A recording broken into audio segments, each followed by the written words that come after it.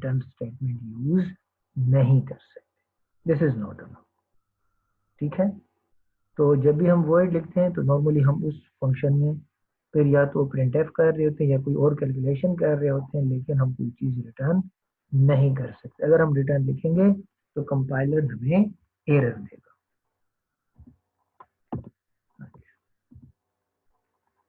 So the value of formal arguments is changed in the called function. The corresponding change does not take place in the calling function.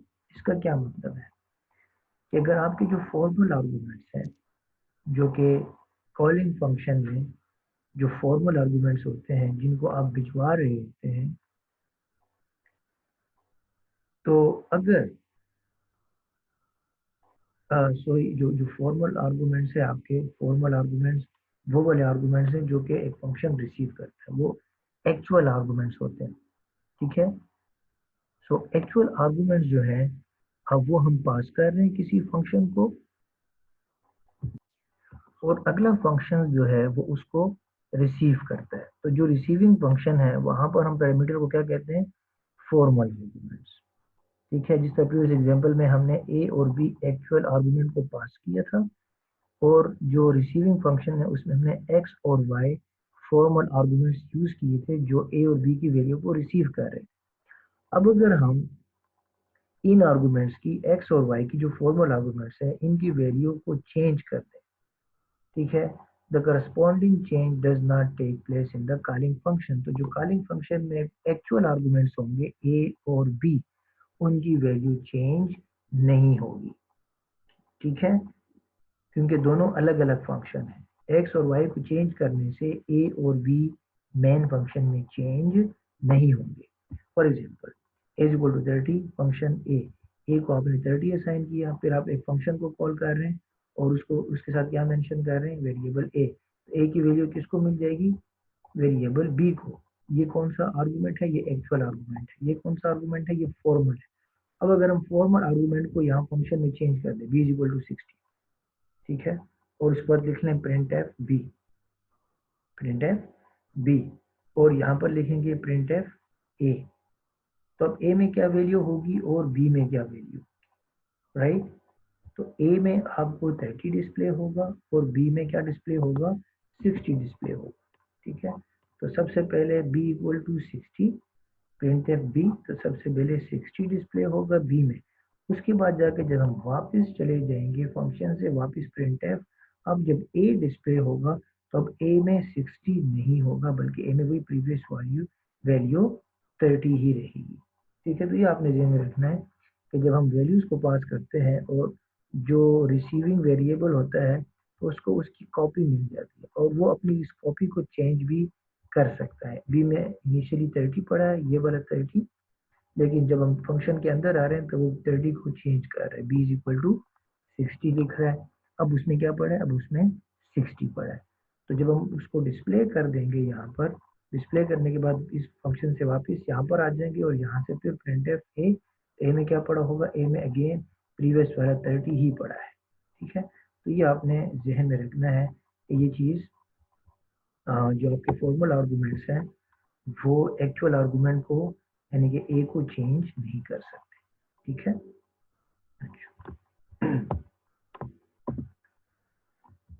अच्छा, तो यहाँ पर बताया गया है actual arguments are not passed, instead a photocopy of them is passed. ठीक है, तो असल में ये ए जो है इसकी फोटोकॉपी बी को मिल जाती है, राइट।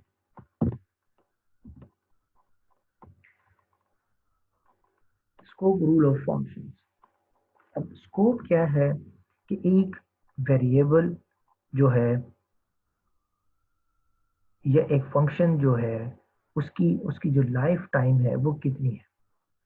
ठीक है, कब तक वो फंक्शन एक्सेसिबल है या कब तक उस फंक्शन के वेरिएबल हमें एक्सेसिबल हो सकते हैं। ठीक है, तो एक मेन फंक्शन है, एक डिस्प्ले फंक्शन है। यहाँ पर हमने आई डिफाइन किया है, यहाँ पर हमने जे डिफाइन किया है, राइट।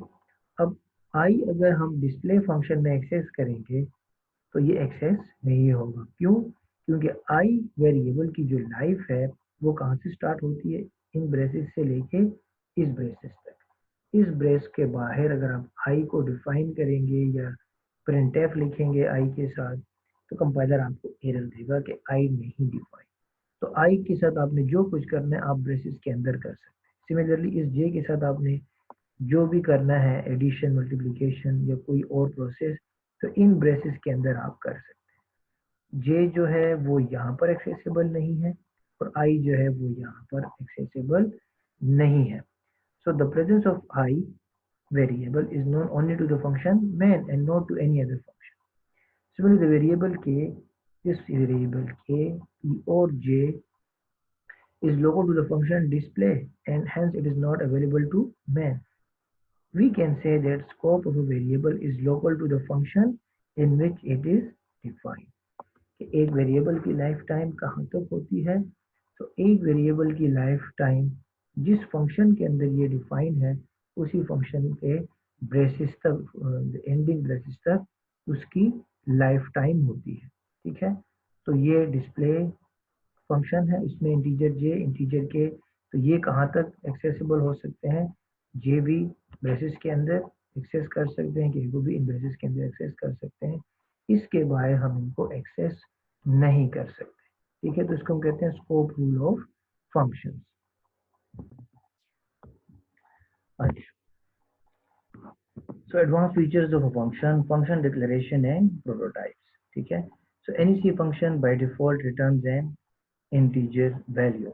इसका क्या मतलब है, बाय डिफॉल्ट अगर आप रिटर्न टाइप मेंशन नहीं करेंगे, मैंने आपको भी शुरू में बताया कि कोई भी फंक्शन जब आप उसको डिफाइन करते हैं तो सबसे पहले आप उसका रिटर्न टाइप लिखते हैं, फिर नेम, फिर पैरामीटर लिस्ट। लेकिन अगर आपने रिटर्न टाइप नहीं मेंशन की, ठीक है, तो फिर उसका रिटर्न टाइप क्या होगा, तो बाय डिफॉल्ट कंपाइलर अज्यूम करता है कि इसका रिटर्न टाइप क्या है, इंटीजर है। फॉर एग्जांपल यहाँ पर अगर हम एक प्रोग्राम देखें जिसमें हमने रिटर्न टाइप को मेंशन नहीं किया था, ये देखिए सम, रिटर्न टाइप कोई नहीं है, लेकिन अगेन हम रिटर्न क्या कर रहे हैं, 5। ठीक है, और मैंने आपसे कहा था ये 5 एस को मिलेगा और एस को डिस्प्ले करेंगे तो ये 5 डिस्प्ले करेगा। अब रिटर्न टाइप यहाँ पर कोई नहीं मेंशन की, अगेन कंपाइलर को कोई मसला नहीं होगा। क्यों, अगर आपने रिटर्न टाइप नहीं मेंशन किया तो कंपाइलर एज्यूम कर लेता है कि इसका रिटर्न टाइप इंटीजर है। ठीक है, अच्छा वापस आते हैं।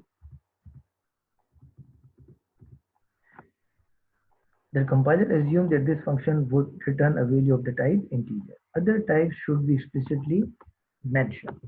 इसके अलावा अगर आपने कोई वैल्यू रिटर्न करनी है, राइट, किसी भी टाइप की, कैरेक्टर टाइप की, फ्लोट टाइप की, वॉइड टाइप की, तो फिर वो आपने एक्सप्लिसिटली मेंशन करना होगा। अगर आपने फंक्शन से कोई कैरेक्टर वैल्यू रिटर्न करना है तो फिर आप रिटर्न टाइप में लिखेंगे कैरेक्टर, और अगर आपने फंक्शन से इंटीजर वैल्यू रिटर्न करनी है तो फिर आपने लिखना है इंटीजर, और अगर आपने कैरेक्टर वैल्यू को रिटर्न करना है, वॉइड कोई भी वैल्यू रिटर्न नहीं करनी, तो फिर आपने वॉइड लिखना होगा। तो इस प्रोग्राम को अगर आप चेक करें, float a b, a is 3.5, उसके बाद हम लिख रहे हैं b is equal to square a, right. अब ए की जो वैल्यू है वो किसको मिल रही है, स्क्वायर फंक्शन को, फ्लोट एक्स, एक्स को ए की कॉपी मिल जाएगी।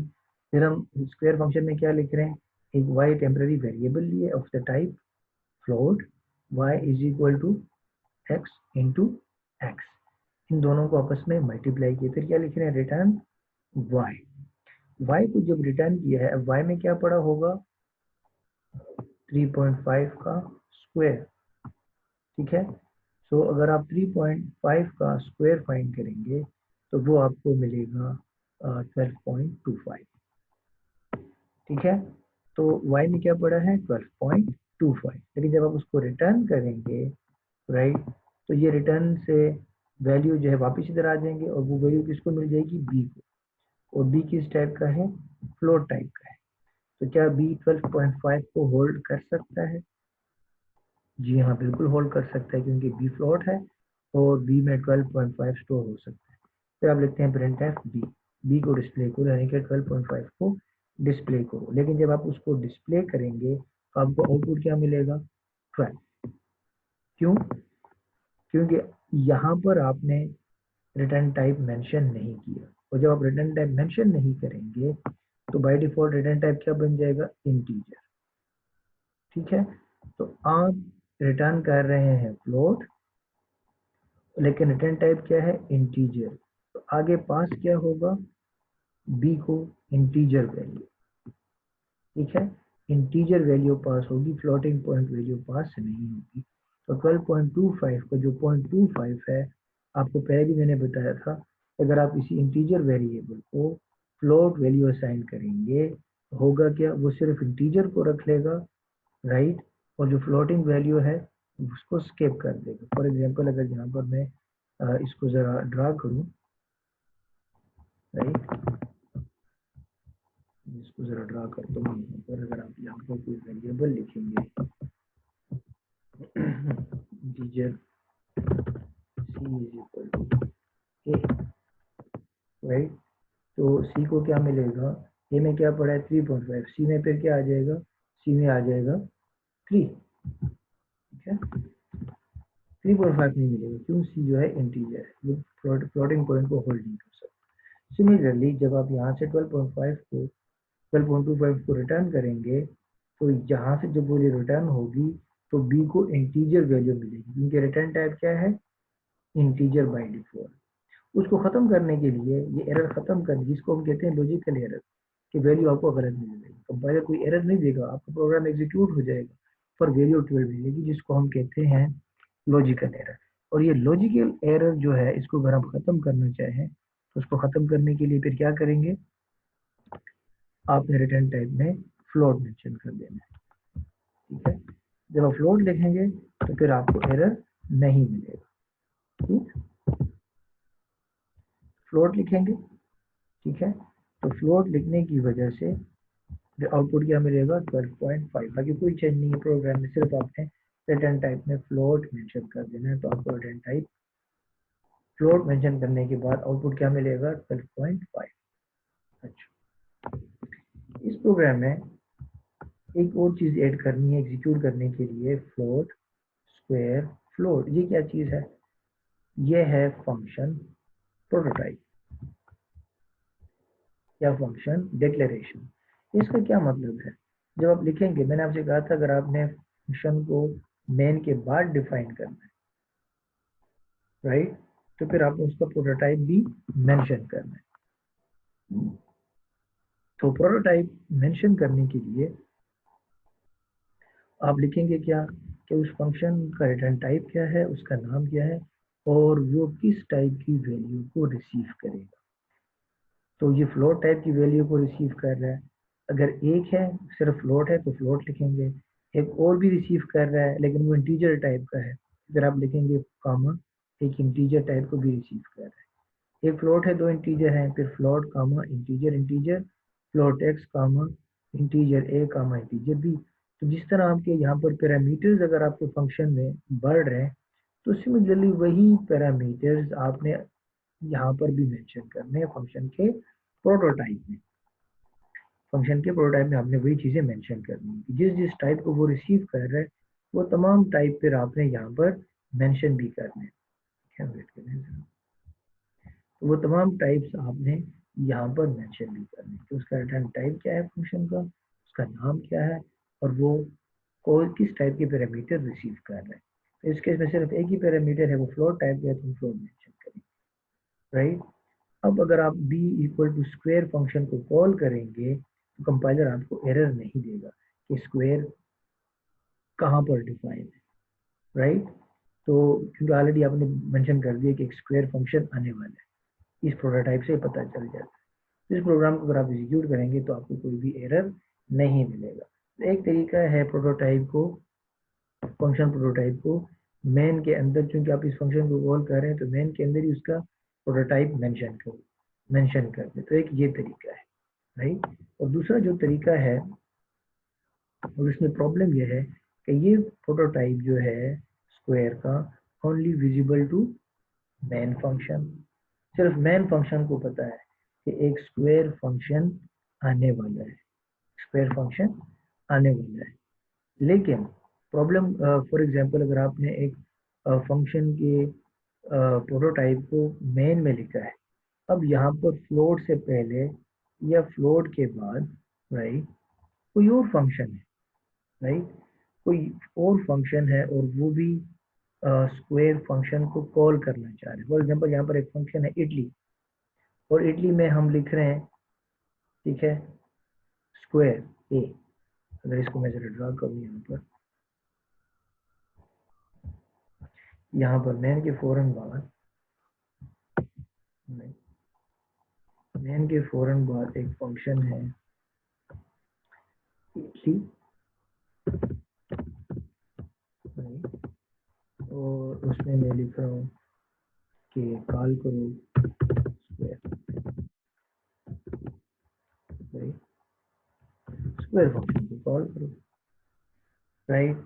अब होगा क्या कि मैन जो है वो यहाँ से जब निकल जाएगा, राइट, उसके बाद आपने ये यहाँ पर फॉर एग्जांपल यहाँ पर अगर आप इडली को कॉल करेंगे इस पॉइंट पर, इडली फंक्शन को भी, क्योंकि जब तक आप इडली को नहीं कॉल करेंगे मैन से, तो इडली भी कॉल नहीं होगा। लेकिन अगेन जब आप इडली में लिखेंगे स्क्वायर फंक्शन, तो इडली जो है वो अगेन एक एरर जनरेट करके देगा, ठीक है, कि जो स्क्वायर फंक्शन है ये कहाँ पर डिफाइन है, क्योंकि ये जो आपने मेन के अंदर लिखा हुआ है फ्लोर स्क्वायर, ये सिर्फ मेन फंक्शन को नजर आ रहा है कि एक स्क्वायर फंक्शन आने वाला है, लेकिन इडली को नजर नहीं आएगा कि स्क्वायर क्या चीज है, राइट। तो इसका फिर बेस्ट तरीका ये है कि जितने भी फंक्शंस के प्रोटोटाइप्स हैं उनको आपने मेन फंक्शन में नहीं बल्कि मेन फंक्शन के ऊपर उसको डिफाइन करना है, जिसको हम कहते हैं ग्लोबली उसको डिफाइन करना है मेन फंक्शन के ऊपर, ठीक है। अगर मैं नेक्स्ट स्लाइड पे चला जाऊँ, करके क्लियर करते हैं,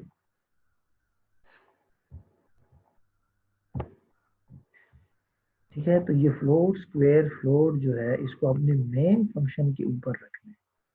अब जितने भी फंक्शंस होंगे मेन के बाद, उन सारों को स्क्वायर फंक्शन के बारे में पता चल जाएगा कि स्क्वायर जो है एक फंक्शन है जो कि आगे आने वाला है।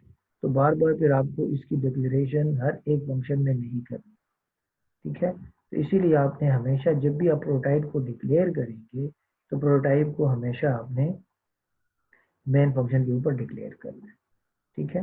तो इस तरह से आपका ये प्रोग्राम एग्जीक्यूट होगा without generating any kind of error. तो ये एक और एग्जांपल है कि आपने जब फंक्शन को कॉल करना है तो उसका रिटर्न टाइप आपने मेंशन नहीं करना, राइट।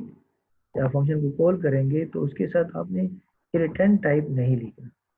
फंक्शन को कॉल करने के लिए सिर्फ और सिर्फ आपने उसका नेम लिखना है, ब्रैकेट्स और सेमीकोलन लगाना है, ठीक है। तो अगर आप ये करेंगे तो ये अलाउड नहीं है, इसमें एरर है, ठीक है। So this is not allowed, right. तो आपने जब भी फंक्शन को कॉल करना है तो उसके साथ आपने वॉइड इंटीजर जो जो उसका रिटर्न टाइप होगा तो वो आपने उसके साथ बिल्कुल भी नहीं लिखना, ठीक है। तो यहाँ पर जो वॉइड है तो ये करेक्ट नहीं है, बल्कि ये जो सिंटैक्स है गॉस्पेल ब्रैकेट सेमीकोलन, तो ये सही सिंटैक्स है। इससे ये जो है गॉस्पेल फंक्शन जो है वो कॉल हो जाएगा, ठीक है। इसके बाद है problem. Add a program that takes two integers from the user and outputs their summation, difference, division and multiplication using functions। तो ये फंक्शन हम बनाएं, बड़ा इजी है। चार फंक्शंस हैं, सम, डिफरेंस, डिवीजन और मल्टीप्लिकेशन, और हर एक जो है वो दो वैल्यूज यूजर से लेगा और उसका रिजल्ट जो है वो डिस्प्ले करके देगा, ठीक है। तो एक और प्रोग्राम है, program that takes radius of a circle, length and width of a rectangle, length of a side of a square, calculate the following in functions and return the results to main for display। तो area of circle display करना है, area of rectangle display करना है और area of a square, ठीक है। तो इसका मतलब है एरिया ऑफ सर्कल के लिए अलग फंक्शन होगा, रेक्टेंगल के लिए अलग फंक्शन होगा और स्क्वायर के लिए अलग फंक्शन होगा। ठीक है, तो इस तरह से आपने इसके लिए एक प्रोग्राम बनाना है जो कि इतना डिफिकल्ट नहीं है। तो आप इन दोनों प्रोग्राम की आपने प्रैक्टिस भी करनी है। तो कल जब क्लास होगी तो फिर आपने मुझे अब बताना भी है कि ये दोनों प्रोग्राम्स आपने कर लिए हैं कि नहीं किए। ठीक है, तो आपने कोशिश ये करनी है इन प्रोग्राम्स में कि मेन फंक्शन में आपने यूज़र से वैल्यूज़ लेनी है और जब आप फंक्शन को कॉल करेंगे तो फंक्शन में वो दोनों वैल्यूज़ या तीनों वैल्यूज़ आपने फंक्शन